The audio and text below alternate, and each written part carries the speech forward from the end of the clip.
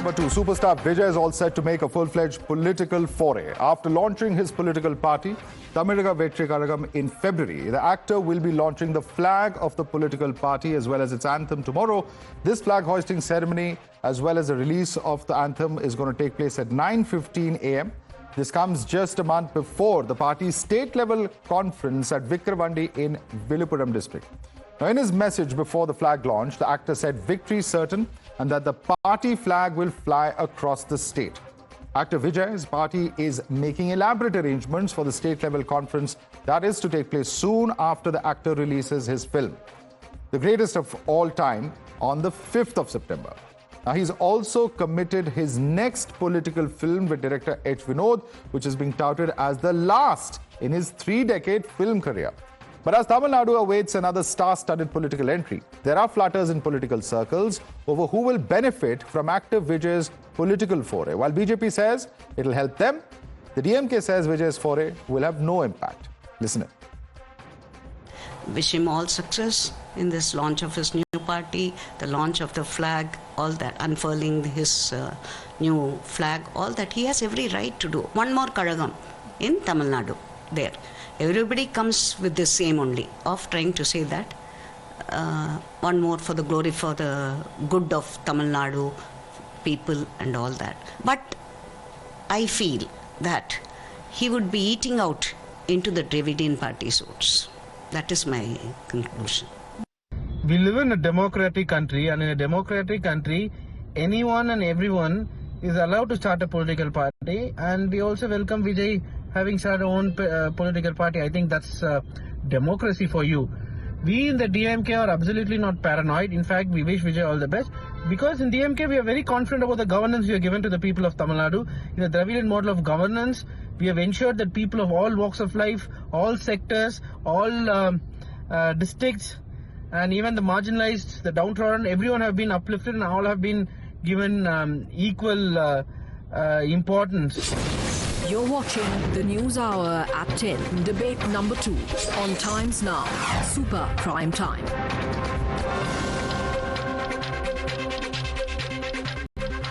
Let's take this across to our guest. Joining us, SG Surya, State Secretary of Tamil Nadu BJP. We have Apsara Reddy, spokesperson of AIADMK. With us also is Dr. Pula Rao, political analyst. Let me start first and foremost with Dr. Pula Rao. We've seen some interesting reactions coming in.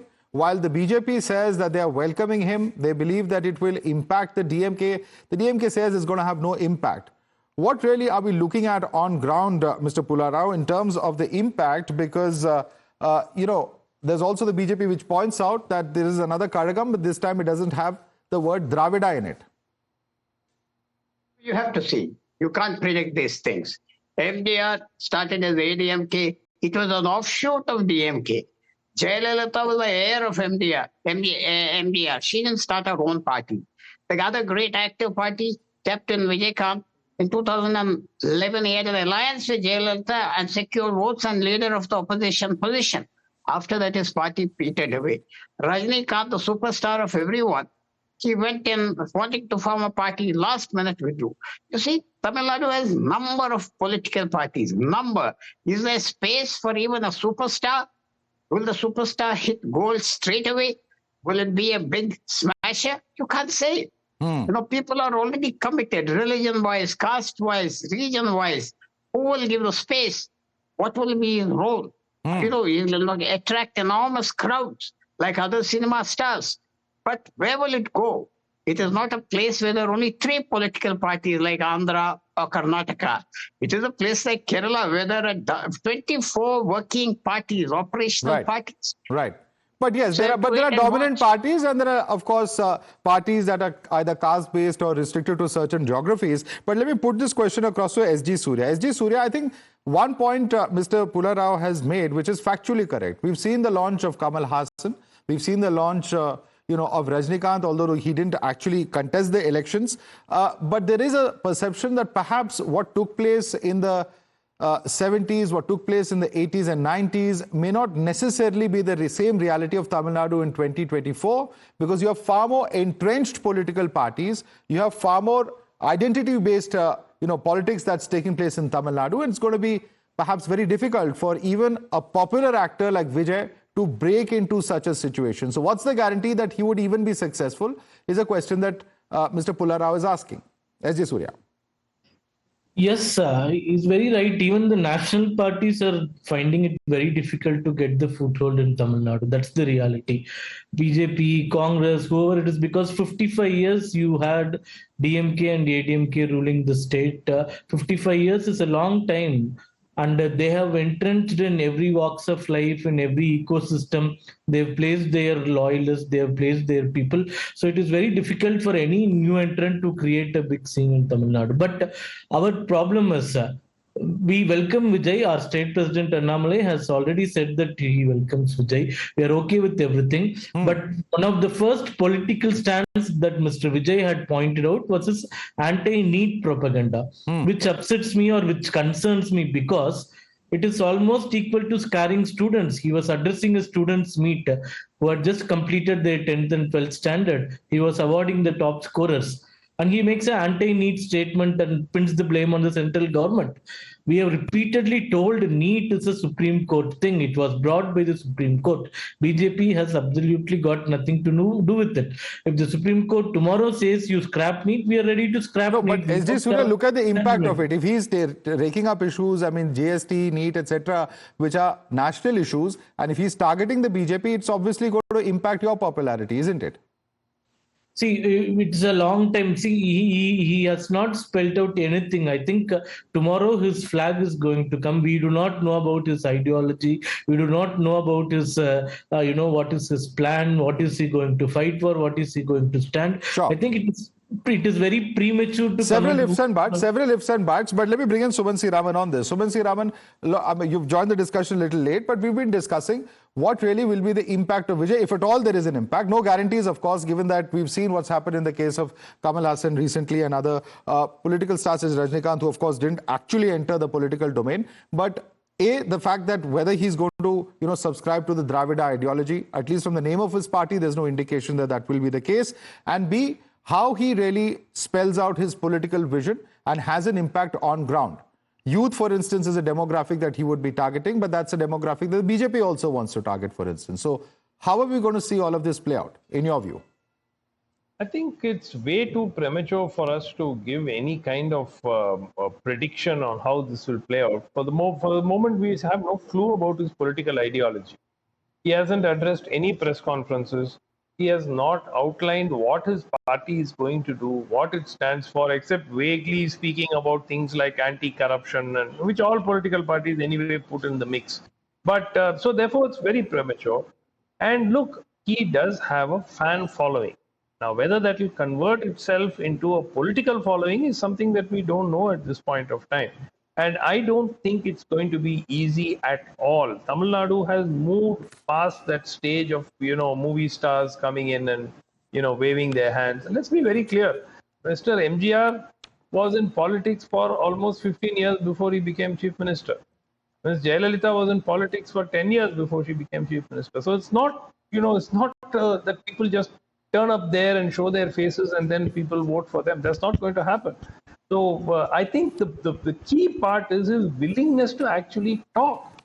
He just makes speeches. And, some of it is cryptic. And some of it, yes, I mean, which basically covers things which all political parties say. Yeah, that's what I was saying. All political party leaders perhaps have scripted speeches today. Exactly. No, but he hasn't addressed a single press conference. I haven't seen a single time when Vijay had sat in front of a group of journalists and said, look, this is what we stand for. This is how we're going to be different from the other political parties. And this is why I think you should vote for us. Nothing. We haven't had, anything towards that yet. Right. And this whole idea of placing himself on a pedestal, where a movie star comes in, plays hard to get, makes a speech for 15 minutes and goes away. I think the public are way past that. I honestly can't see it having an impact. Right. The big development, though, Apsara Reddy, is this, and this is why there's been so much speculation over the role of BJP, the potential role of Vijay, is that AIADMK hasn't really been able to hold it together when we're talking about the recent elections, whether Assembly or at the Lok Sabha level. So many are seeing or predicting the AIADMK slowly ceding space to various political parties. We cannot predict which those parties will be, but given the recent results, that's something that's being spoken about, that AIADMK perhaps has not been able to get its act together and deliver, at least as far as seats, as far as party unity, etc. is concerned. There's obviously a lot of uncertainty surrounding the future of the AIADMK.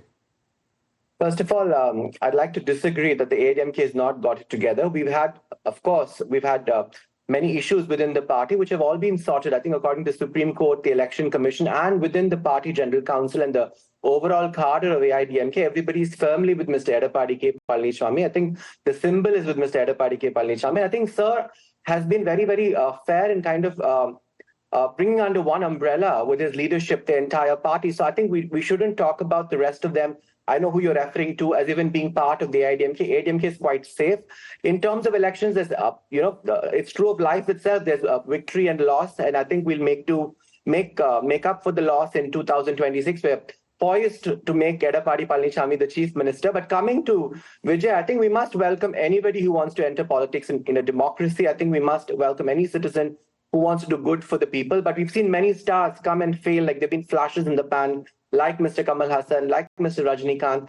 I think people who just deliver punch dialogues on celluloid have to do a little more than just come up and launch a party or launch a flag. They have to really put runs on the table. I think to run a political party, you need the political infrastructure in terms of every ward level booth committee has to be formed. You need to have people who understand local politics, caste politics, and all the nuances of Dravidian politics in every district. I don't think Vijay has actually established that political infrastructure, but I welcome him. AIADMK is looking forward to seeing what Mr. Vijay has to offer to the people of Tamil Nadu, and we've always been open to new forces, political forces entering the fray, but what he has to deliver remains to be seen. Dr. Pullarao wants to respond to you on that. Dr. Pullarao.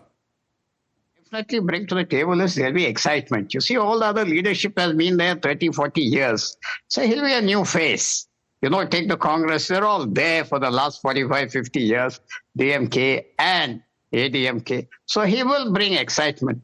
But one last thing is voters won't just jump. Once voters vote for a political party, it takes time for them to come out. That's why in Kerala also, all the efforts of the BJP, they progress 1% every year. So in Tamil Nadu, he will bring excitement. There'll be a lot of excitement. But it's an overcrowded field. And as Vatsaraji says, more the merrier. You have to wait and watch it out. So I think the question is, if he does cut anyone's votes, which votes will he cut? But let me ask Sumansi Raman another question. Sumansi Raman, in the last Lok Sabha election, the India bloc got 47.4%, the NDA bloc got 16.6% of vote share. In the previous Assembly election in 2021, the DMK-led Secular Progressive Alliance got 45.7%, whereas NDA got about 40%. Now, the remaining vote share is a substantial vote share, which many are seeing it as something that any political party, if they manage to make that space in, can actually make a huge difference on ground and can actually play the difference between, which alliance, if they do get the subsequent number of seats, actually is successful at the hustings and finally comes to power. First of all, Madhav, you've got to prove that you've got a critical mass. You've got to prove you've got 8%, 10% vote share before anybody actually starts to even talk to you about forming alliances and so on. Second, even with 10%, you will achieve nothing unless you're in an alliance with somebody. And who are the people who are going to be willing to have these alliances? Is Vijay, who's coming in ostensibly to clean the system, because that's the only thing we know about why he's coming to politics so far, going to tie up with the very same people whom he's accusing of having wrecked the system? So this is a question which we don't know the answer to. So quite honestly, if he is not going to form an alliance with existing political players, it's very, very difficult to see him have a huge impact, at least in the near term. If he is going to form an alliance, then he dilutes his equity. I mean, what is he? He's just one other player in this space who's sort of trying to grab a piece of the pie. So it's extremely difficult to even make a prediction before we know what the man stands for and what he hopes to achieve by this. Right. And also there's also the question, Madhav, of who's going to be funding him. Look, a movie star makes a lot of money, but 400, 500 crores is peanuts in politics today. And in a state like Tamil Nadu, where voters are often, have to be paid to vote, 500 crore will not even get you one election. So you also got to keep in mind, is he a Trojan horse of somebody who wants to split existing players' vote? We don't know that. Okay. So Is he going to play the role of a Trojan horse, SG Surya? And who's going to fund him? Two very fundamental questions that Sumant C. Raman is posing here today. One thing I agree with Dr. Sumant is the money flow in Tamil Nadu politics. The Dravidian parties, they have spoiled the culture, and even now people have started fighting if we don't offer money. So that's the sad state of affairs. Secondly, I think he is going to cut the DMK's vote bank heavily. That is why DMK is jittery. You see the entire DMK IT cell, it keeps abusing Vijay, and it is keeping making all the memes. No other political party, at least for now, is jittery and is against Vijay in the social media. But the DMK IT cell and the DMK people are fully against it, which naturally makes us believe that they are going to disturb their vote bank. Okay. Apsara Reddy would like to weigh in on that. The Dravidian parties have actually spoiled the vote bank by bringing in the huge influence of money. That's a statement coming in from the BJP spokesperson. Would you like to respond to it? DMK is always known to be using hooliganism, gundaism, and money power and muscle power. AIADMK has been a party that has won fairly and squarely. And I always believe, I think, rather than blame somebody else for political misgivings of your own party, look to fix your own mess, whether it's the BJP or DMK or any other party. You did pick up Karunanidhi at midnight, if I'm not mistaken, ma'am. What was that? Karunanidhi was not picked up at midnight. Law took its own course. And I think when somebody has faltered, I think, law will take its own course. Picking up Karunanidhi at midnight has nothing to do with the charge Mr. Surya is making. He's talking about Dravidian parties bribing voters. All right. Is it heavy-handedness? Have political parties across the board done it? I'm not passing any judgment, but we'll leave it there to the wisdom of our viewers. And of course, all eyes on whether Vijay will make a splash in Tamil Nadu politics or whether it's all just hype, given the fact that he's a superstar. I'd like to thank all our panelists for joining us. SG Surya, Apsara Reddy, Dr. Sumant C. Raman, and Dr. Pula Rao.